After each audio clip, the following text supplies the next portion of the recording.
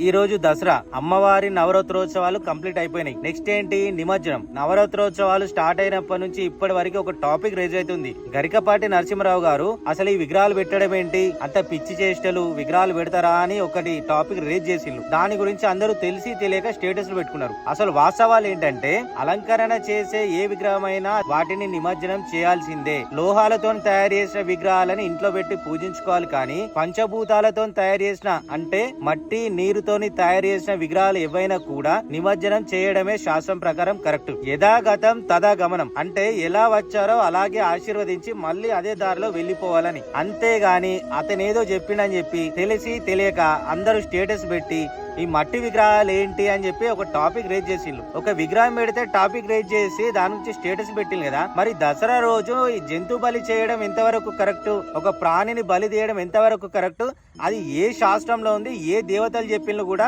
అది కూడా ఒక టాపిక్ రేజ్ చేయండి. ఒక జీవి ప్రాణం తీసి దాన్ని వండుకొని దాన్ని తినమని ఏ దేవతలు చెప్పిండ్రు? రావణాసురుని చంపేస్తారు, అంతేగాని రావణాసురుని వండుకొని తినరు. దీన్ని ఎలా సెలబ్రేట్ చేసుకుంటారు అంటే జంతువులను కోసి వండి తినడం. ఏంది అంటే అక్కడ మర్డర్ జరిగింది, ఇక్కడ మర్డర్ చేస్తామని. గరికపాటి నరసింహరావు గారు చెప్పింది అన్ని నిజాలు కాదు, అలాగని అన్ని అబద్ధాలు కూడా కావు. అమ్మవారి విగ్రహాల విషయంలో అతను మాట్లాడే మాత్రం 100% తప్పే. మీకు అర్థమైతే అందరికి అర్థమయ్యేటట్టు షేర్ చేయండి.